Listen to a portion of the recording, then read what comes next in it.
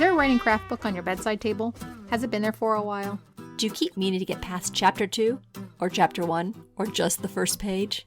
Then the Words to Write By podcast is for you. Hi, I'm Renee. I teach composition and creative writing to college students. My background is in poetry, but I'm working on my memoir. And I'm Kim. I'm trained as a science journalist, but now I'm trying my hand at short fiction. Each week we'll be tackling a chapter of some well-known, but perhaps not so well-read, writing craft book. Together, we'll uncover brilliant insights, face the hard truths, and totally disagree when the author is wrong. This is our podcast, after all. And then, we're going to take what we learn and apply it to our own writing. By doing the book's suggested exercises. We're inviting you to read along, or just tune in for the Cliff Notes version. We're committed to improving our own craft, one writing advice book at a time, and we'd love for you to join us.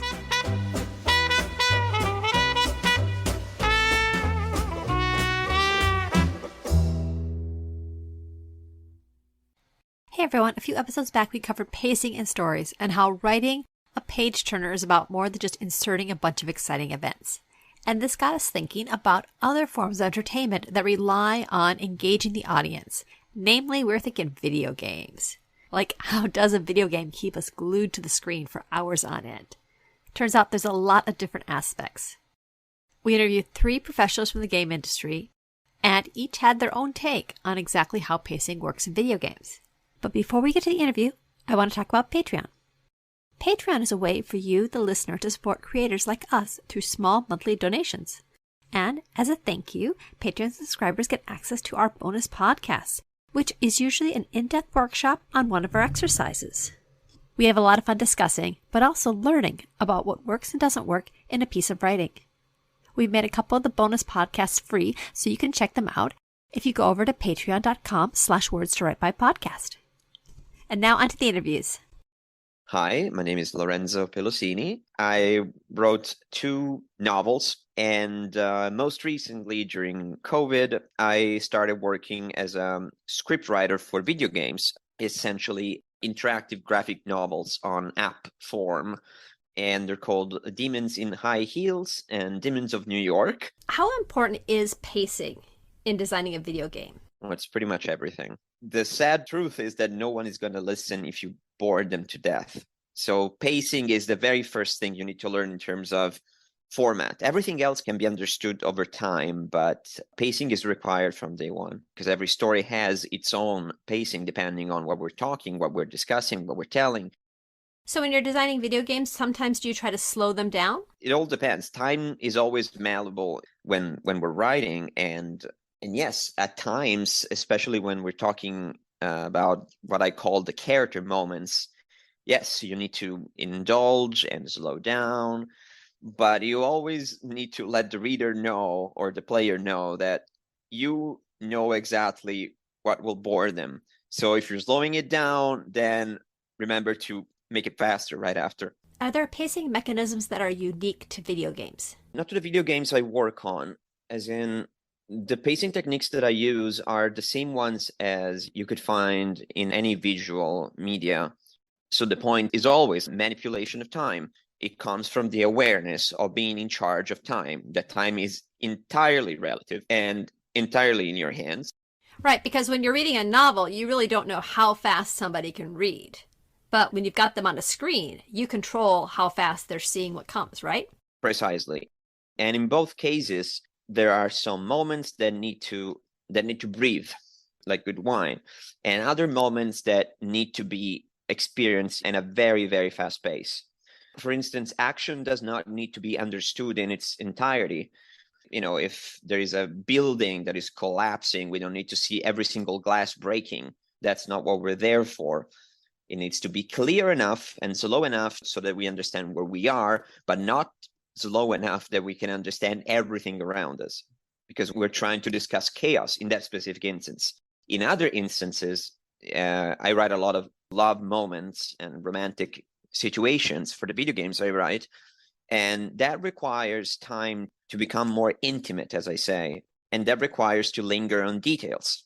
So in that moment, we need to understand how soft someone's hand can be, and how her hair or his hair can smell. So those things require time, and time slows down.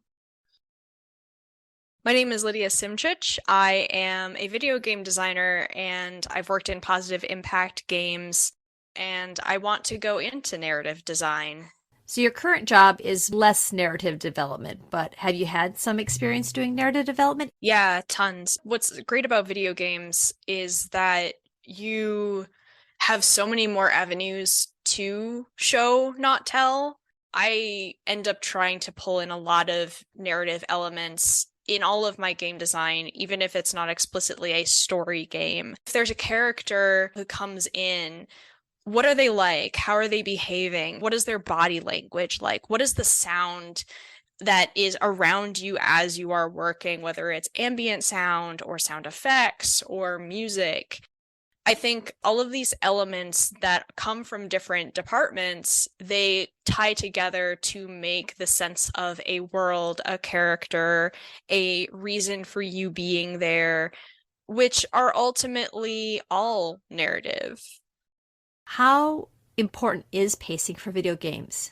It's really important. The reason why it is so important is that with games, you have a player who can do any number of things. Everything is either opt-in or you're forcing them to listen. You need to balance that idea of, well, we want them to opt in so they're not forced to do something, or we really need the player to know this. Are we going to force them to sit through something like a cutscene or a monologue, etc.? Are there ways to do this that the player will inevitably experience, but is not going to take away the player's agency for a moment? What are some tricks you have available in a video game to control pacing that are not available in a traditional narrative form? I think it really is exploration and experimentation. That is the core behind mechanics like crafting, but behind like finding secret spaces, finding audio logs, all of these mechanics where we can deliver narrative through explicitly saying or having someone speak for themselves, found objects, object descriptions, store descriptions, stuff like that. Ultimately, it stems from the ability for the player to explore at their leisure the area where they are and the curiosity that one would have to then find more or to pass on. The thing about a book is that you really do have to think about how you're going to be delivering it because there is only one way to go through it.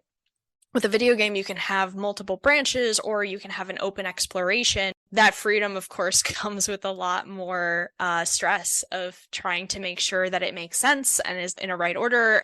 It is really nice to be able to say, well, okay, well, this doesn't quite work as writing, or this doesn't quite work as a sound. Could we put this in the environment somewhere? Those options of how you pepper environment into the story then goes hand in hand with level design or with structuring the paths that one can take. So you can place those little details or you can have those landmarks as you are physically moving through the game. What sorts of stuff do you do to like make a game gripping and actionful to the player? Ooh.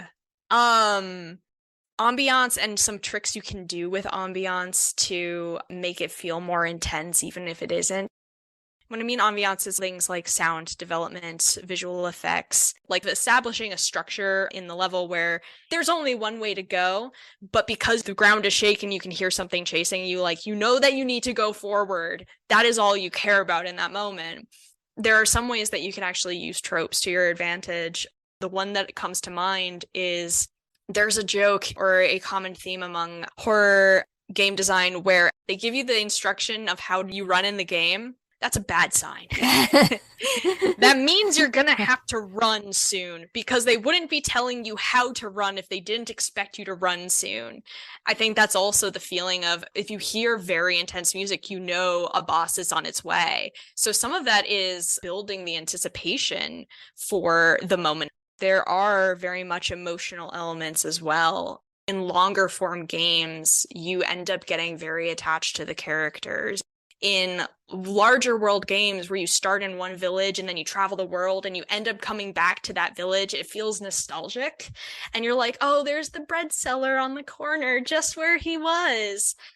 So there are definitely emotional beats too that can either add some intensity and some direness. Like if one of those NPCs is in trouble now, when you go back to the village, it's destroyed where you just were not 10 hours ago, but also give moments of rest. Hi, I'm Allison Salmon, and I'm a senior game engineer at Filament Games. And I'm also an instructor for the University of California, Irvine in the Game Design and Interactive Media program. So you're more on the programming side of things than the big picture design stuff? Currently, yes, though I've been in a lot of different roles and a lot of different size companies. And what kind of games were those? How would you describe them? So Creative Kingdoms did live action games and attractions for resorts and amusement parks. Our biggest product was MagiQuest, which is in all of the Great Wolf resorts. It's like a role-playing game. There's like a lot of lore and story to it. You go on quests, usually culminate in some kind of big boss battle. And how important was pacing for those sorts of games?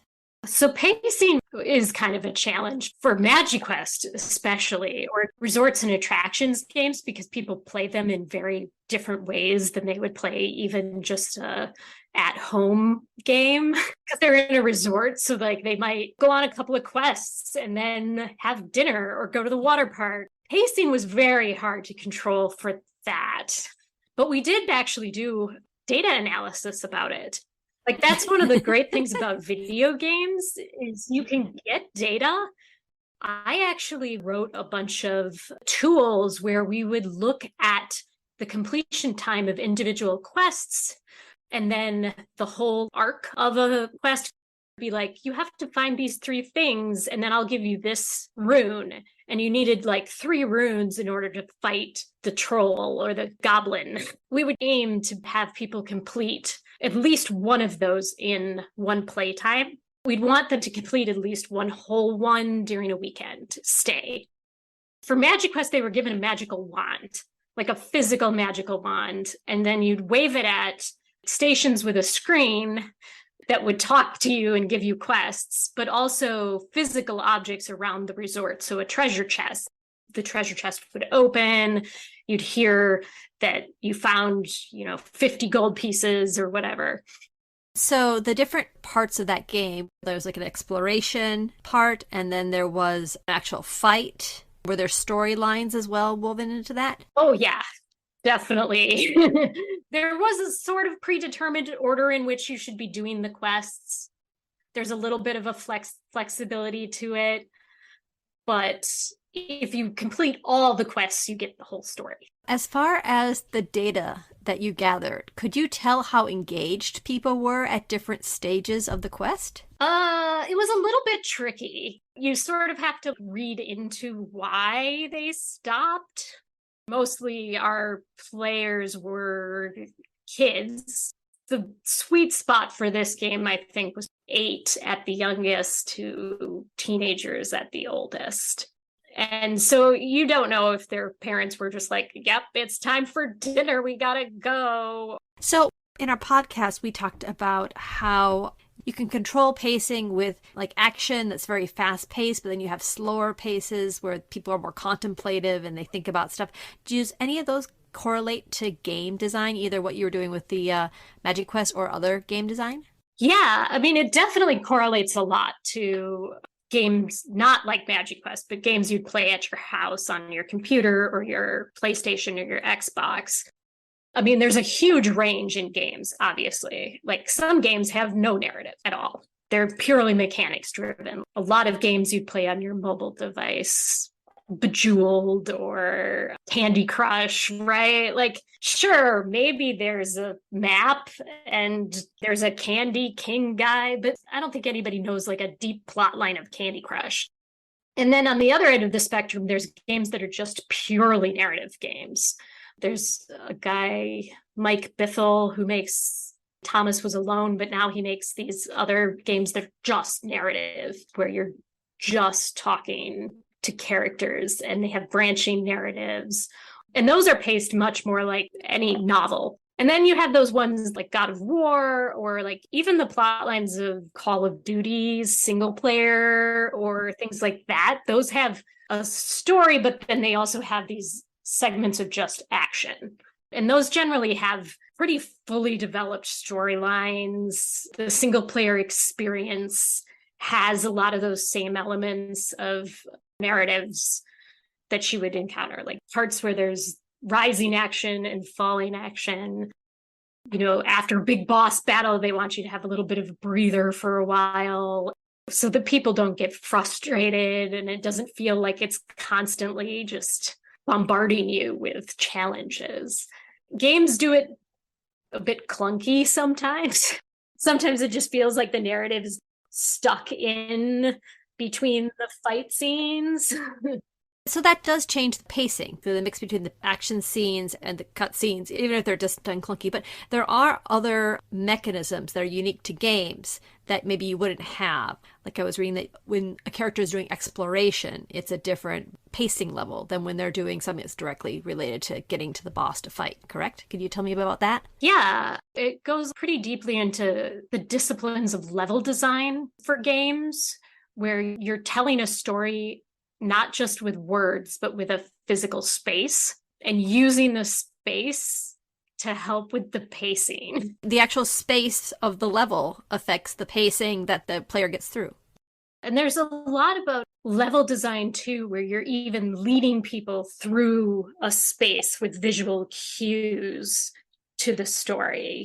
If you're in a game where you're looking for somebody or something, and there's like little clues around the space. Level designers will often use things like lighting in the level to illuminate, like, this is the path to go down. Like, how do you know which part of the jungle you can walk through? Well, it's the one with the giant sunbeam hitting it.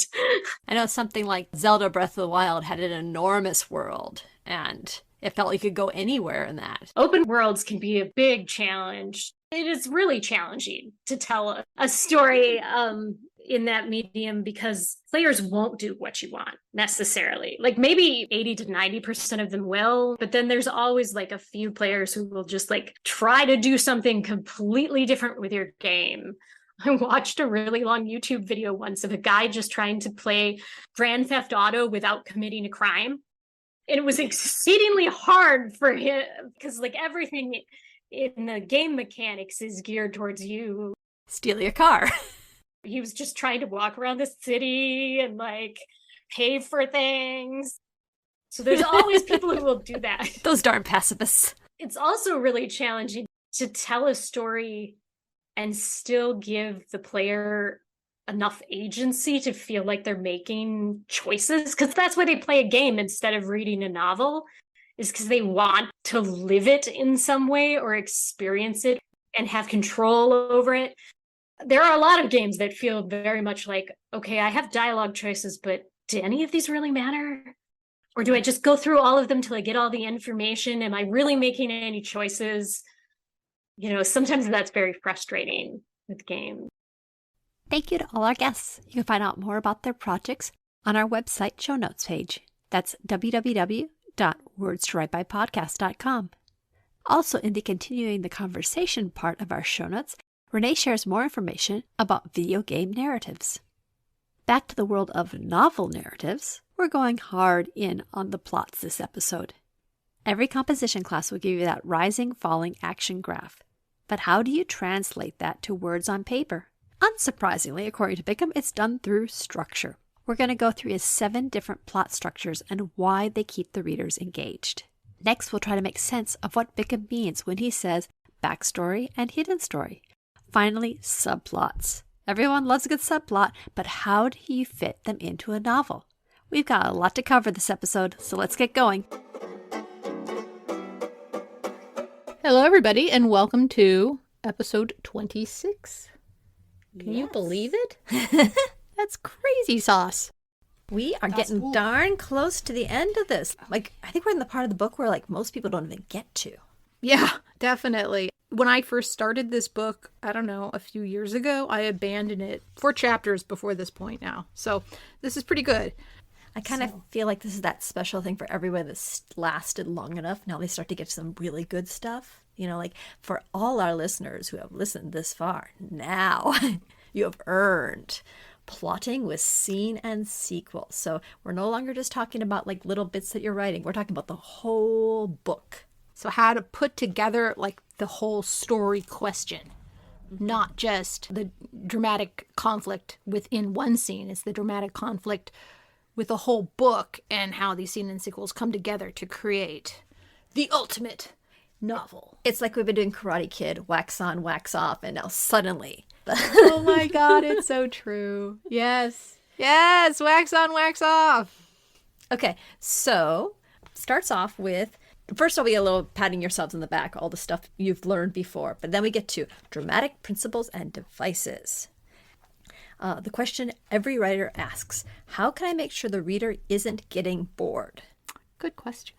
The other question every writer says is, how the heck am I going to actually write this next section? But we'll assume that we've gotten that worked out. Yeah. So the very beginning, he talks about organizing your scenes and your sequels together to create a larger narrative, right? And you do that, one, through dramatic principles and devices to make sure that your reader doesn't get bored. So essentially, he says a well-organized story has an inexorable forward movement, which will sweep the reader along, and there will simply be no place where the reader can relax and hop off. Bickham's idea is plot is good, interesting characters are good, but what really is going to keep the reader turning the page is the structure that all this is being delivered. And in here, he doesn't really remake the wheel at all. He just talks about rising action. You know, he goes back to Aristotle. They all do. I guess dude figured it out early on. The good stories have a nice, forward momentum that goes upwards in conflict. And then usually a quick resolution at the end. And so Bickham just joins that club and says, make sure you put your scenes in order of rising dramatic tension. And then that's going to make your reader worry. And then thereby making your reader want to keep reading. And then he helpfully gives us a set of templates for different plots that do this. So we went through and read what his definitions were. And then since he doesn't actually give any examples in here. Yeah. He does. He goes back to that guy climbing the mountain. Yeah. Okay. So I kind of wish he would talk about more books. That is my key complaint here, is that he does not talk about examples that are helpful to a novelist, i.e. putting in more novel examples. Right. But I will say that given the age of this book, my guess is if he did put in examples, there'd be books we'd never heard of. I don't know. I'm a big fan of examples. The first ones he says are the scenes will move the viewpoint character farther and farther away from any quick shortcut to the original goal. Pretty clear cut.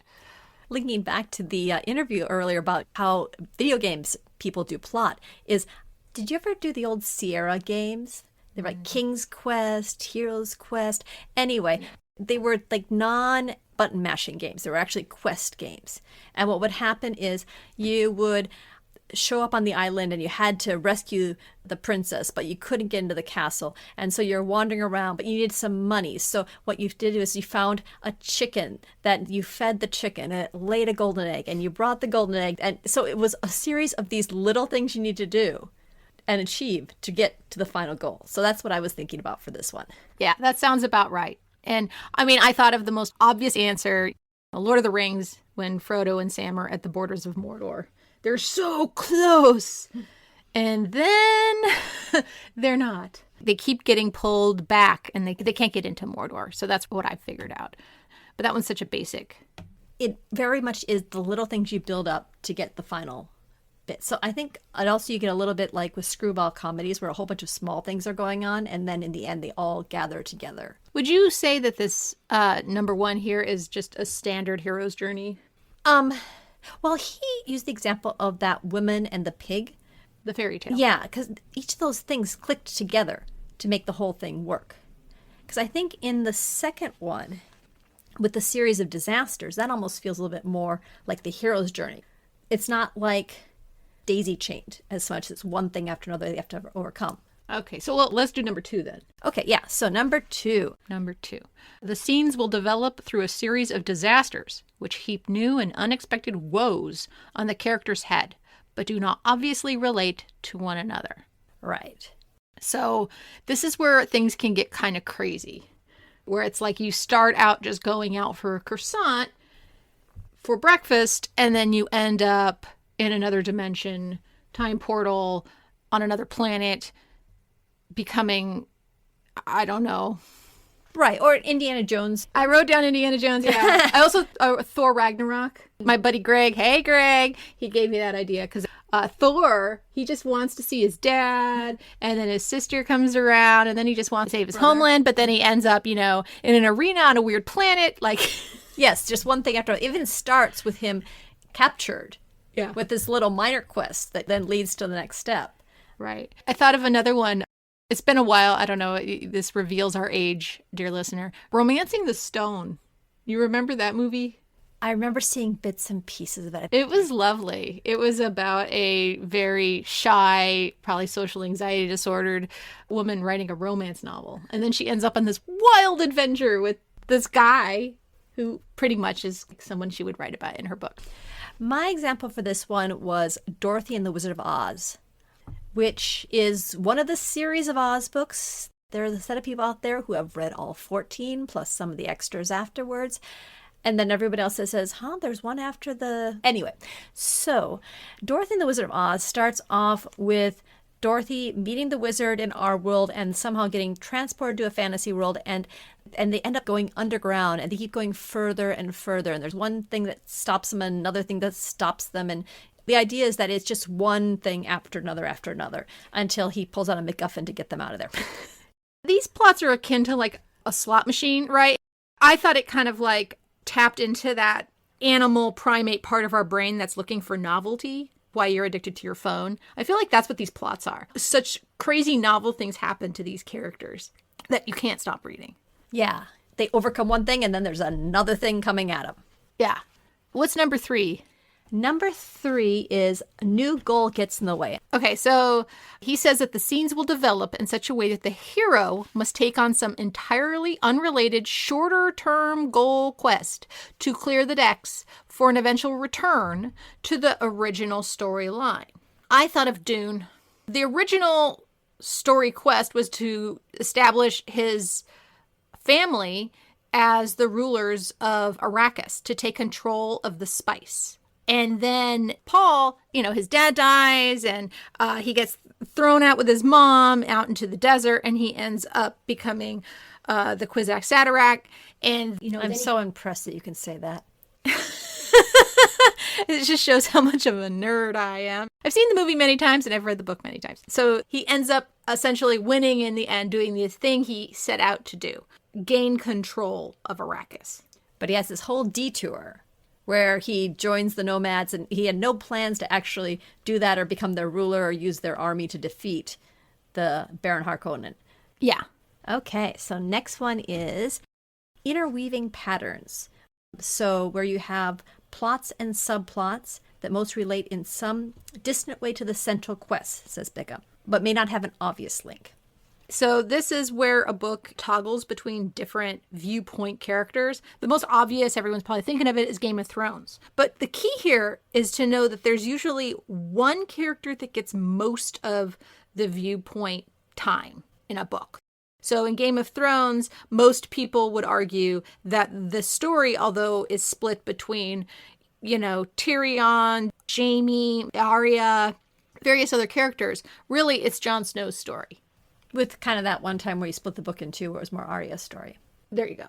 So, Game of Thrones is just hops from character to character, and they come back to other characters, right? But maybe lesser known as Poisonwood Bible. The Poisonwood Bible has 4 sisters that their father takes them to Africa. He's a missionary, and then it follows each of their storylines. And 2 of them are twins. One of the two twins, we haven't decided which one would be the main character. Either the one that goes back to the United States and becomes a scientist and overcomes her disability, or the other sister that ends up marrying a teacher there and then lives her entire life in the Congo trying to protect her children. The key here is to know that the viewpoint characters take turns telling the story. The interweaving pattern idea heightens the tension because you have one character that gets to a certain point, and then you switch to another character. Bickham says the reason why you keep reading at that point is you want to get back to that first character and find out what the heck happens to them. My example was Elena Fernata's My Brilliant Best Friend. And this one only has 2 character points of view. And in many ways, it's Elena's friend, whose name I forget, Lila. Lila has the most dramatic storyline. She's the one that breaks everything up and does all these things. And Elena's storyline is a little bit more secondary, but we are following the character of Elena very closely too. And she's got her own story arc and her own things that she discovers by herself. And Fernanda does this trick where she figures out ways to weave in Lila's story, even though it's not told from Lila's perspective, like a journal entry or some letter written or whatever. But again, when you're reading it, it's very clearly that Elena is the main force, even though it's called My Brilliant Best Friend. And then number 5. The clock is ticking. Tick, tock, tick, tock. Okay, so yeah, it's a ticking time bomb, literally. I chose the movie High Noon. Oh, yep, that'll do High it. Noon. It's an old Western. The director actually decided to time it out. It starts at like 11 o'clock and it runs for an hour and it ends at noon at this confrontation with this bad guy. And there's all these little incidental things that lead up to it, but it's always in the background that the sheriff is going to have to face the bad guy in a shootout. It's going to happen and he can't get out of it. Well, he could leave, right? That's the one where he could leave in the beginning, but he decides he's going to stay. Yeah, but like throughout the movie, you catch signs of a clock or you hear the ticking and it's all played out through. Bickham's point here is that will heighten the tension. Yeah, and no matter what, it's going to happen. Mm-hmm. It's going to go through. Next one is the options dwindle. And so this is raising tension because, there are fewer and fewer ways for them to get out. Yeah. I couldn't come up with a really good one, but one I thought of was in Howl's Moving Castle.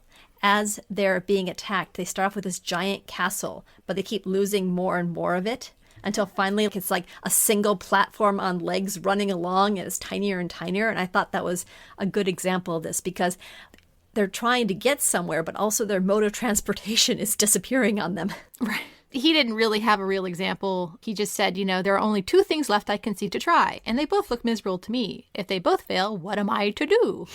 Will it mean I'm finished? Right, so that's the best Bickham could do here. Howl's Moving Castle was a really good example. Nice visual. Just you can feel the tension of that scene because they're losing their place to stand. That's a metaphor, right? You have this castle, and if your character's options are falling apart like the castle, then it's filling this dramatic principle. Yep. Final one is plot complications. He says it's an author's holdout. So the example he gives is someone that you didn't know is the bad guy, and they're pulling all the strings. Yeah, some character who seems like a minor player in the early parts of the book did some terrible deed 10 years before the time of this novel, and now he is himself like a ticking time bomb. Right. The only example I could come up with in my head, I guess maybe I just don't really read a lot of stories like this, a Knives Out. Right. And that's common with a mystery, Often it's somebody that is very mild all the way through that suddenly turns out to be the one. That's what's brilliant about the detective, because they look at all the suspects and they notice that one person. Yeah, there's like this secret that is pulling all the strings, like you said. Yeah. Well, I got a great one for this. What'd you come up with? Gone Girl. There you go. Yeah. That is a poster child for this type of plot. Right. And all of a sudden, all those clues that you had about who she was are just turned on their head. Right. So if you haven't seen the movie and you haven't read the book, we spoiled it for you. So I like these templates because they're general enough that you could identify one of these that your story fits in. If you know which template you have, you say, well, obviously, like multiple disasters, I haven't had a disaster in a while. Obviously, that's what I need to do to keep raising this tension. But can you fit every book into one of these? I mean... Like a memoir? I mean, does it really fit? Memoirs can often have several disasters. I mean, there's something that would cause you to keep turning the page, right? They do say that you have to take your experience and turn it into a story, right? You have to turn it into something rising and falling action. Memoirs need rising action, right? They do. But I don't know if mine fits in any of these, which might be a problem or maybe not, because I'm actually having a hard time thinking of a memoir I've read, and I've read quite a few that follow these. Well, you have a series of disasters in a lot of memoirs. I guess right? that's the first one, right? Yeah, but I mean, like A Clock is Ticking could be your mother's dying of cancer. That's true. It doesn't have to be like over the top. It can be toned down. Because a memoir is so personal, even small things, a series of disasters for you personally could simply be being in a car accident or having a friend pass away. Like things that, because it's so personal, it means a lot more than for an action hero. Yeah, that's true. Okay, so then from that, we go on to... This is where it gets interesting, I think, because I'm actually trying to figure this out. So he says every narrative is really composed of 3 parts. The backstory, the present story, and the hidden story. I thought that was fascinating. So let's do the backstory. I've heard that you start your story as close to the end as you can. Basically, there's a whole bunch of other plot that comes before that is your backstory. So everything that happens before your story starts, everything that leads up to it is the backstory. Right. And what he says is that you may never tell the backstory linearly from the very beginning, but you know what that backstory is. So I'm assuming if you know what the backstory is, that can help you define maybe what your character's goals are, what their motivations are, all that kind of stuff, right? Right. Also, like where the disasters are going to come in. World building. If you know the backstory, even though you don't tell it, it helps shape the world that they're in as well. Exactly. It makes it real. I mean, everyone's life has a backstory up to the present moment. So your characters should have one too. Okay. So, I mean, it would probably be, in case you haven't figured out the backstory of your character, maybe do like a couple free writes to figure out what it is, and that might kind of make the book richer. It's both a wonderful form of procrastination and it actually gives you material to work from. So this is why I haven't finished my book, dear listener. Okay, so then he goes on to the present story. This one's pretty easy. It's the story that's going on right now in the book. Yeah, the one that you're telling. But this is the one I'm fascinated by it and yet confused at the same time. It's the hidden story. And he says the hidden story also takes place during the present time of the story action. But it is composed of things that happen to or are done by characters outside of the viewpoint character's knowledge. He says careful planning of the hidden story must involve imagining scenes and sequels involving characters off stage at the moment the present story is being played on the stage. What? Why? What would be the point of this? Look at it this way. You live your own life, but around you other people are living their lives, and occasionally they interact with you in unexpected ways. So something trivial like, you're going to get your hair cut to go and look really nice at this formal event, but your hairdresser is sick that day, and so someone else cuts your hair and it's all messed up. Okay. In that case, there's a hidden story because it's not just that you went and had a bad hair day and went to this event. The writer needs to know the reason why your hair is cut badly is because the regular person wasn't there. Does the reader need to know this story? That's the thing. From the reader's perspective, all they know is that Renee shows up, her hairdresser isn't there, and she gets a bad haircut. Oh. But you as the writer need to have this logical understory, the hidden story, to support everything else. Because otherwise you just have random stuff showing up. Here's the example I was thinking of. There's the movie The Dark Knight. Everyone says the best Joker ever, Heath Ledger, directed by Christopher Nolan. And part of what makes him so scary is that he's got all these things that keep popping up to stop the hero. But we never actually explain how this guy that's basically just got out of mental asylum has managed to bring in so many competent people to set bombs at particular locations so they go off. He's commanding an army, and there's no reason that he should actually have an army to command. So one of the problems I've always run into that movie is that he's not a realistic villain, not because he's not evil or not because he's not brilliantly acted, but because it makes no sense that he should have these resources to take over the city. Because there's no hidden story there. It's just like he snaps his finger and somehow some underling comes up with the right bomb to set off in this location. Right. And so the movie The Joker then is the hidden story turned into the backstory. Because that explains why he has that whole army. later. Oh, that movie had how he got the whole army? Well, it lays the foundation for how it probably came about. I mean, comic books by themselves always have the villains have outsized resources to actually do the bad stuff they do.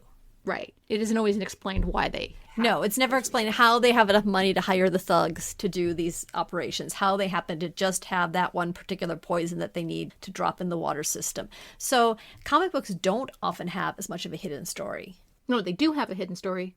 They don't have backstory. No, they have tons of backstory. I'm confused. So these characters have resources, but we don't know where they came from. That's the hidden story. Right, but what I'm saying is it was not plotted out how the Joker got all the resources. Oh, you're saying it's a flaw in the kind of storytelling. Yes. And comic books in general, the bad guy shows up where he needs to be and does all the damage.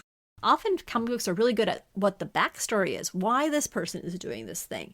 But the actual logistics of how you would acquire all these resources to cause these problems. You know, I used to work in a lab. They're bloody expensive. And you need a top-notch lab manager to make sure you're ordering all your ingredients so you can do your various experiments. It's not like something that you just like pull off the shelf and you suddenly have made a mutation serum that does something. Comic books don't often have as much of a hidden story. Whereas like a legal procedural has a very exacting, or whenever someone does research into something and says they happen to know what bureaucratic setup of New York in 1960 was, that's a hidden story. Okay. I think I'm still kind of confused. The backstory, is that something that actually does end up somehow in the story, whereas the hidden story doesn't, even though those details were mapped out somehow for the writer? I think that you think of the hidden story as a framework, and it might be revealed at a certain point, but because you've worked out the details of the hidden story, it's all plausible that stuff is happening. Okay, so you're just trying to figure out the logic of things going on, whereas the backstory, it may or may not make its way into the story. Or I was thinking about the interviews we did last week with the writers and their outlines. One person, she had a single timeline and she had all the stuff that the protagonist was doing, but she had set that was other people were doing during that time. So when she was looking to say, well, my character's meeting up with this one person, but in my hidden timeline, they were 2 states over 3 hours ago. Could they actually make it in time to meet up with the hero at this point? Okay. So it's the physics. Yeah.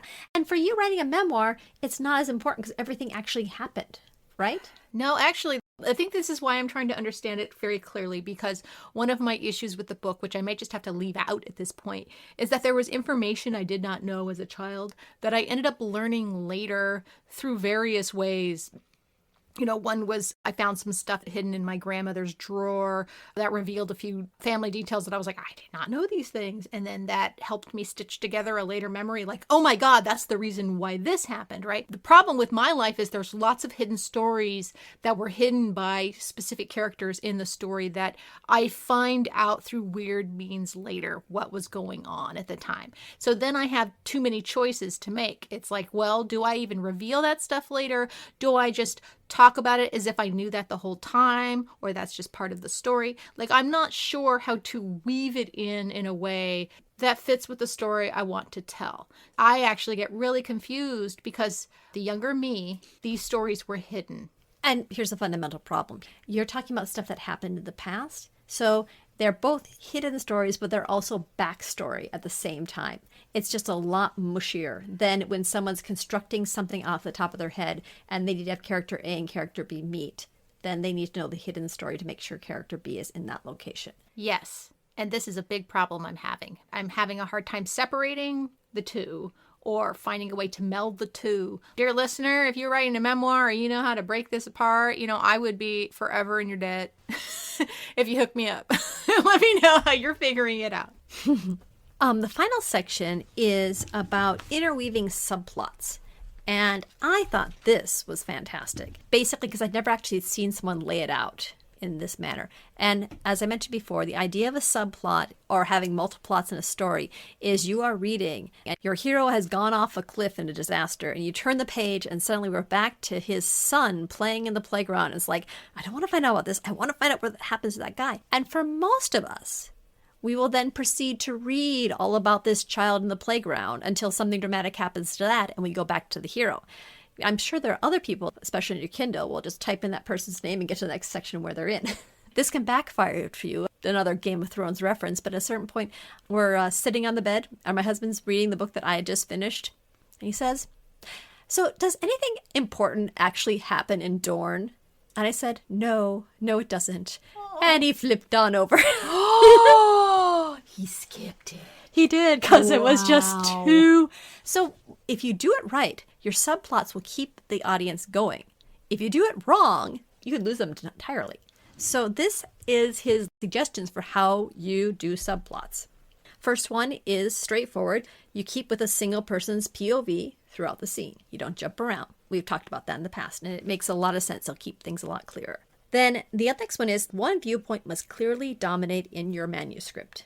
Yeah, we talked about that earlier. Like Game of Thrones is Jon Snow's story. Right. Even though you got the other subplots, there's a single hero. Although it was interesting, again, last episode, romance novels have two main characters because you've got the two people that are in love, and they are equally balanced between both of them, and each of them have their own arc. Not always. So I'm reading my time travel porn, the Outlander series. So it is clearly Claire's story. It does sometimes jump into Jamie's head into a chapter, but it's totally her story. That's a romance, but it's not pure genre romance, is it? There's like a lot of action adventure in there. You know, I cannot say with certainty because it's the only romance novel I've ever read. Well, dear listener, I've read a few more romance novels than written. I will say that a properly done romance novel will have both characters have their own goals, their own story arcs, and in the end, they will achieve that happily ever after because they both overcome particular obstacles and they are together. Well, I mean, Jamie has his own arc and he does do all of that, but the story is clearly Claire's. Right, but I think that for the specific genre, very strict genre romance, you know, with a woman with the Fabio and the heaving bosom on the surface, and maybe about those. A lot of modern romances really do get into both characters' heads, which brings us to number 3, which is that your characters have to have obvious different viewpoints. You have to be able to tell who you're reading about at each time. I think most of this is pretty natural. Your characters are different enough, especially if there's one protagonist, they're going to have a different outlook than somebody that has a subplot maybe isn't as important. I remember in my South African literature course, we read maybe like 6 to 8 novels. And part of the final was he put 10 sentences randomly selected from all of the novels. And you had to identify the book it came from. And I think also the significance of the line. And I'm wondering if that could be a good test for making sure that your characters' voices sound differently by, you know, just pulling out random lines and seeing if people can tell the difference. That would be an excellent one. So, like I said, I do read some romance ones, and I found one that was a delightful male-male romance about a boy band and 2 members of the boy bands falling in love with each other. And I loved it. But the problem was that the 2 voices were not distinct enough. And especially since they were both male, there were points where I got confused about which person's point of view I was reading about. I see. And that was a big negative for the book. I just couldn't quite engage as much as if I had 2 completely separate viewpoints. I had an opposite problem with the book. So it was called Armor. The author's last name was Steakley, I believe. There's 2 narrators. And the first one took up half the book. And it was like, oh, you were so into it. It was amazing. Like, you want adventure on an alien planet and this person fighting for their life. So gripping and so good. And then it switched. It kind of left on a cliffhanger and it went to a new point of view. And the whole time I'm reading it, I'm thinking, when can I get back to this other guy? And you never do. And the whole time I'm thinking, this guy's story is not nearly as entertaining as the other. So I think that's another thing you have to be careful of. Don't make one character, their story so much better that it overshadows whatever else happens in the book. Right. That's actually step number 4, which is viewpoints ordinarily should be changed only when necessary to enhance the reader's curiosity or suspense. And it sounds like what they did was they pulled the rug out from underneath you. You had this person you were very much engaged in, and suddenly you're reading about a plot you weren't interested in either. Yeah. I mean, I'm not saying it ended badly and it wasn't entertaining, but it was not as cool as the first part. Right. He says, fully 90% of your viewpoint changes should be done to heighten the reader's tension. And then he talks about the place to do it as to heighten the tension. So the most common one he says is you end it after a disaster. You switch viewpoints. Obviously, character goes off a cliff, you turn the page to another character's point of view, and you want to find out what happens in the disaster. The next one, he says, is in a sequel. Remember, the sequels are that in-between bit between your actual scenes where the character has a chance to process and come up with a new way forward. So after a person has kind of thought out the situation they've just been through, you could also switch at that point to another character, because we're leaving them kind of hanging, but like not disaster hanging, but we still don't know where character A is going. Yeah, and Bickham has an example, which is, the last line of the chapter might be, and then I knew what to do. And that's the third one. Also, if you want, you can carry it all the way to the end of the sequel until this next action they're going to do. And then you turn the page and go to somebody else, so we don't know how character A's plan is going to play out. Right. And then he had just a brilliant little line that is obvious, which is when you go back to character A, you pick up at whatever structural point you left them. So if it's ending on a disaster, you jump to character A's sequel of processing the disaster. If you've ended on the character A's thoughts, then you would come back to them with them basically coming up with their plan is. Right. And if you end with them on their sequel with the plan, then you come back to them with them in a scene and coming up with their next set of action and disaster. Yeah, that totally makes sense. It's funny. Right at the same spot, I found a different good quote. One, Okay. It's a T-shirt worthy quote. Big T-shirt or a little T-shirt? This is a little T-shirt. So it said, as you plot with multiple viewpoints, you play a suspense game of hopscotch with your reader. I think I just liked the word hopscotch. The one other little detail he says is just because end on a disaster doesn't mean you have to come back to that character moments after that disaster. You could come back with that character several days after he pulled himself out of the pit. Da-da-da-da-da-da. The beautiful thing about novels is time can pass, but you can still be in the same structure that you were before the next part. Like a sequel can happen several days after something major happened, or maybe even years after if someone's processing that trauma. When you're going back and forth, it doesn't have to be actual time right after. It could be later, but emotionally it's still tied to what came before. Does that make sense? Yeah, I think that makes sense. Okay. And then this last section here, he talks about the scene and sequel content tricks to keep your reader worried. And so he uses, in scene, he says things like, you could drop hints about things the antagonist seems to know, which the viewpoint character doesn't. So it makes me think of like the wolf in Little Red Riding Hood. Mm-hmm. As the reader and the wolf, they know something that Little Red doesn't know.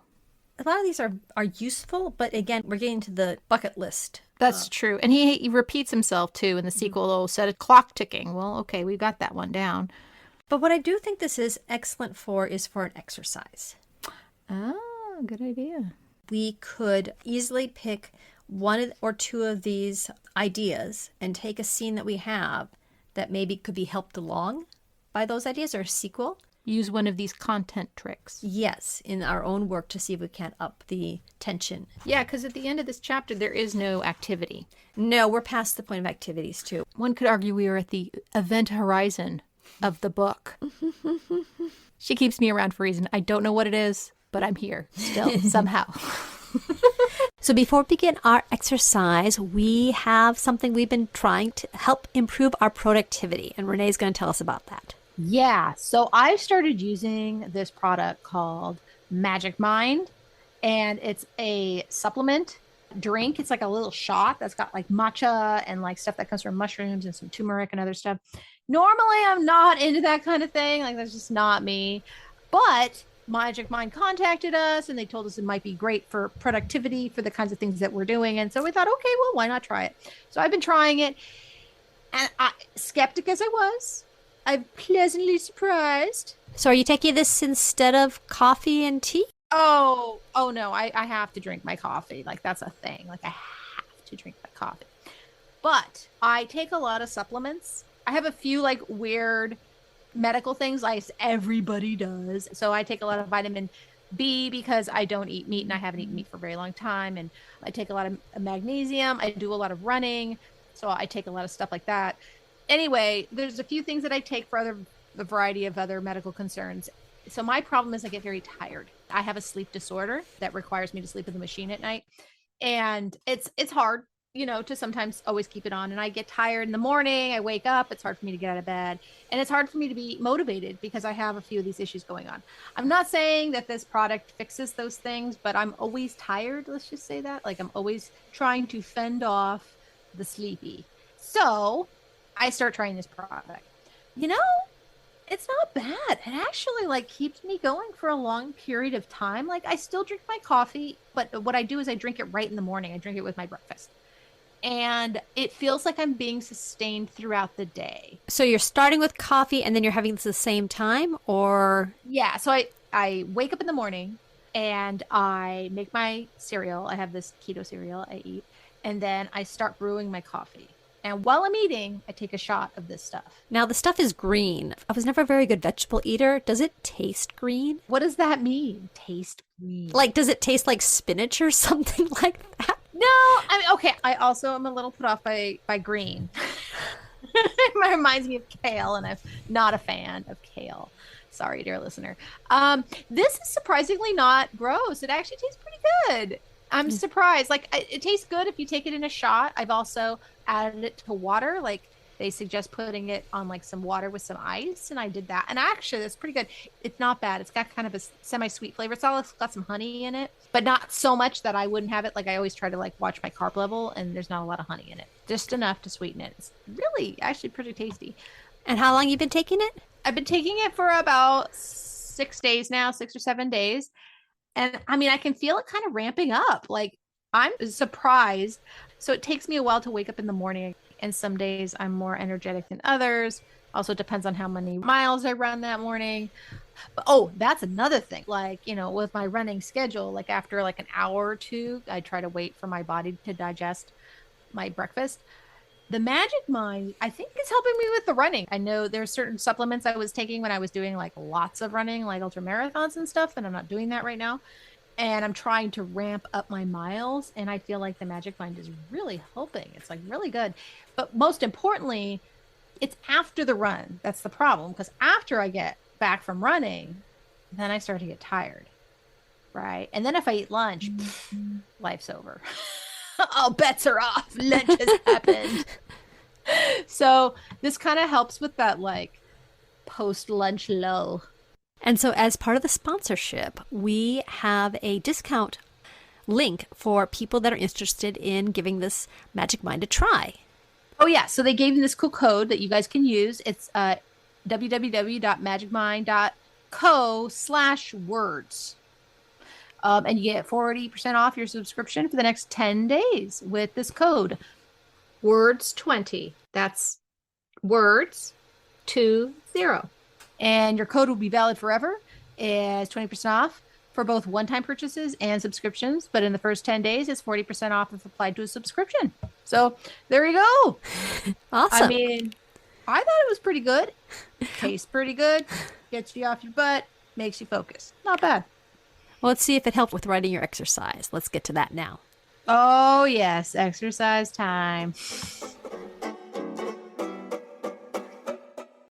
When I first started trying to figure out what I was going to do, it was almost like I had too many choices. Like I had, 10 different things I could do to increase the tension, and I could choose any scene that I wanted to. And then I was looking none of them fit.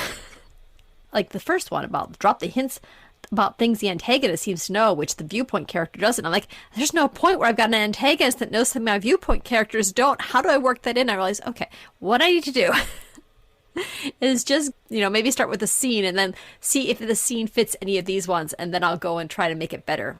And that's what I did. In some ways, this is kind of good because that list of dramatic techniques can be rather exhausting, and you don't want to use all of them anyway. So you've probably already naturally using one. So I guess if you've got this book or you're going through the list on our website, you can just find the one that already fits what you're kind of doing. And then just get really serious about making sure you do that. Yeah.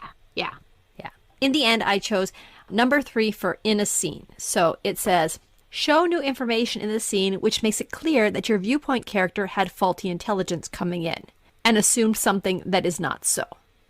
So I found a scene where new information comes forth that they were not aware of to begin with. This is from my People Go to a Fantasy World novel, and this is right about the time where they have been conscripted to help a woman find her sheep that have wandered off.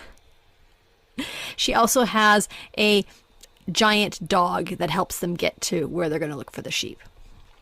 There's a number of characters in here. Just assume that anyone with a normal name is from our world, and the dog's name is Basil and the woman's name is Mavel. And this one is first person from Kyle. He's somebody from our world's perspective. Basil lands us on a meadow halfway up a hillside as to better appreciate the bubonic green hills.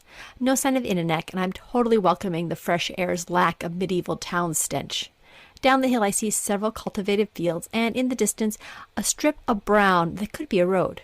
The meadow ends in a wall of green forest smattered with yellow and orange deciduous trees trying to get a jump on autumn. The scene skews Hallmark greeting card rather than beware these woods. And even with whatever was up with Dryden's machinations, I have a good feeling about us locating the missing sheep. Then I spot the white and red patch at the forest's edge. I start towards it, my bandmates following. As we approach, a low buzzing fills the air, accompanying a musky smell. We find the first sheep, or what's left of it, bloodied and crawling with flies. Further evidence that this was not a natural death. The bones and hoof of one leg had been dragged into the forest, and the remaining limbs sprawled outward, pushed aside to get at the sheep's stomach. The skin's been torn away, and bits of intestine cascade out. I'm going to be sick. Micah's voice is scratchy and weak as he takes several steps backwards. I thought you said you were in charge of hunting down meat in your commune. Cole's being a bit too harsh. My stomach's not liking this either. I prefer my protein wrapped in plastic in the grocery cooler. Rabbits mostly, and they were clean kills, and it was someone else's job to prep the meat. That face. I know what he means. It's gruesome. The angle of the mouth, the way the gums pull back, you could imagine it dying in mid-scream. Or maybe it's rigor mortis, but there's something else off about it. Is it just me, says Oscar, or is that head larger than the sheep back home? He's right. It's cow size, maybe. Bigger. I think back to the pixelated livestock from the online version of this world. They hadn't seemed overly large.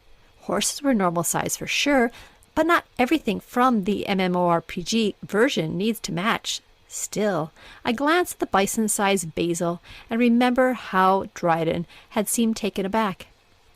Say, Malva, I ask, has Basil always been this big? No, he was the runt of the litter. Malva reaches up, way up, to rub her dog's muzzle. All those people used to tease you, but now that you've gotten your growth spurt, no one's going to make fun of you anymore, are they, Basie?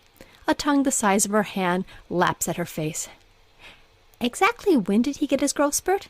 A couple of weeks ago, the same time the sheep got big. We had to cut a larger door to get them out of the barn. Is that normal for around here? Asked Micah. No, at least I haven't heard of it happening before. So, for unexplained reasons, I say slowly, your animals all suddenly got big. Yes. Way to bury the lead, Melville. It could have been a wizard spell, or maybe it was a god or the divine wisdom's will. Either way, it's a bit of luck for me. I'm going to get a bunch more wool this winter, once you find them. She glances down at the carcass. Once you find the rest.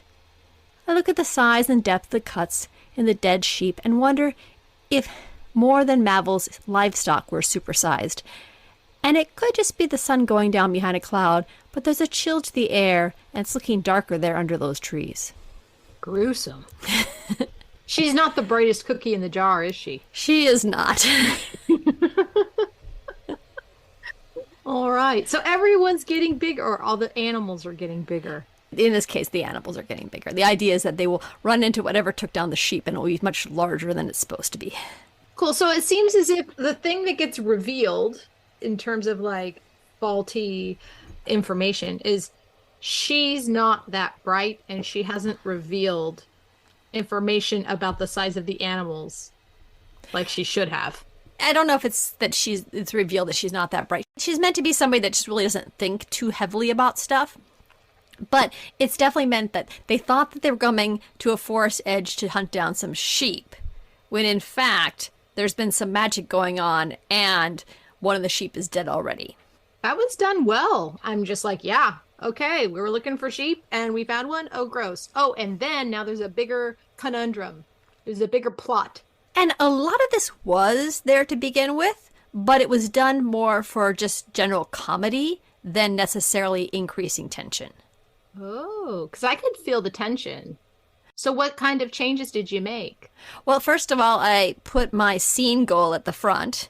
Oh, which one was that? That was, I have a good feeling about us locating the missing sheep. There you go. That is definitely a scene goal, and it is outwardly stated. And then I immediately follow up, and then I spot the white and red patch of the forest's edge. That one I caught too. Okay, yeah. So we got some new information there that they were not aware of. And then I just tweaked a bunch of stuff. I expanded the conversation where she reveals that, yes, everything's gotten bigger recently, to just really emphasize, like, how strange this was. Mm-hmm. Finally, I finished up the scene. Originally, it ended with more than marvelous livestock had gotten supersized, and I added, and then it could just be the sun going down behind the cloud, but there was a chill in the air and it looked darker under those trees. So a little bit. It was like an ominous. Yeah. This has to end on a disaster. And so the disaster is them finding out that something bigger killed these sheep than they were necessarily thinking it was going to be. The disaster, which heightens the tension, is more of an impending doom. Like, we can already kind of guess what we're going to find.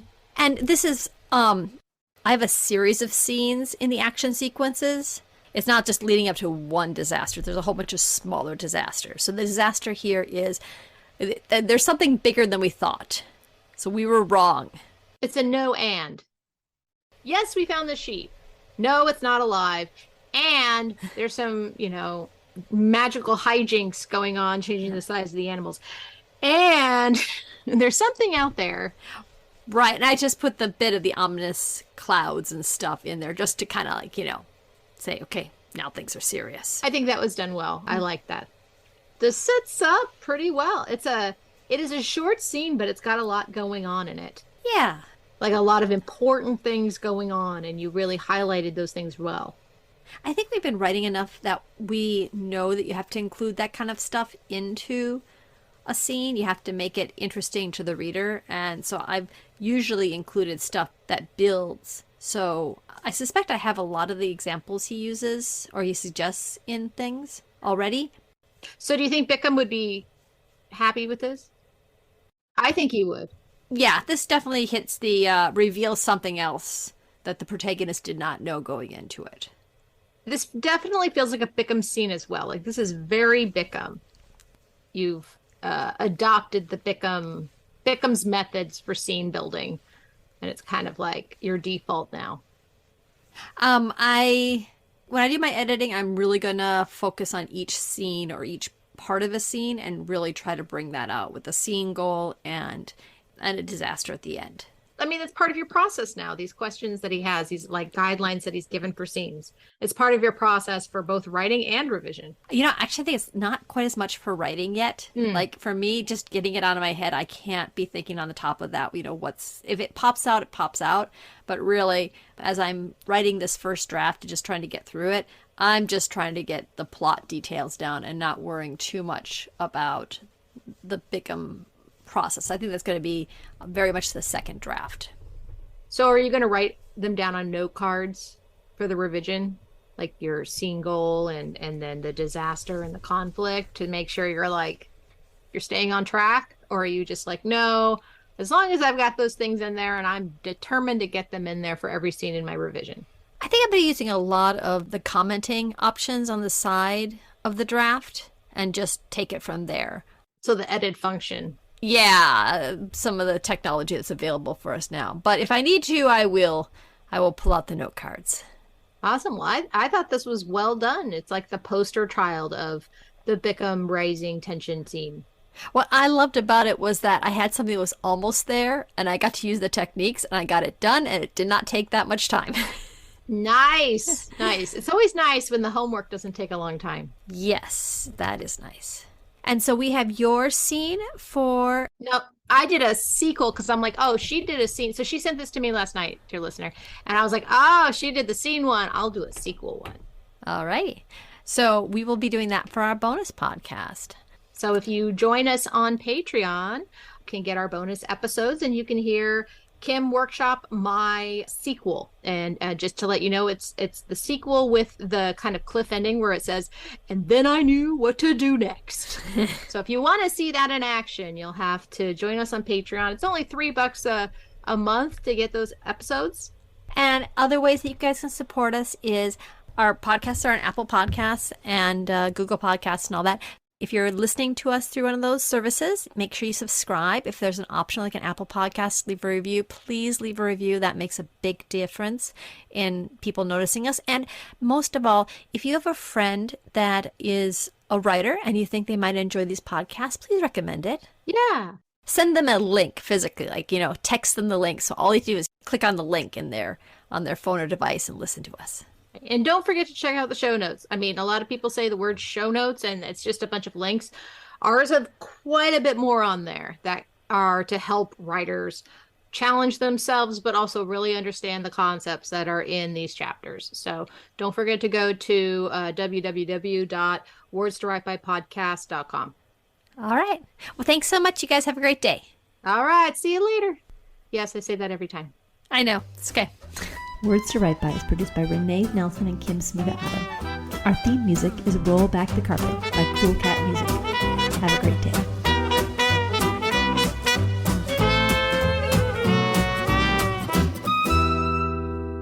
After giving out those I don't think we templates, should keep going. It sounds so bad. It's loud. leaf blower. Hi, leaf blower. It is full.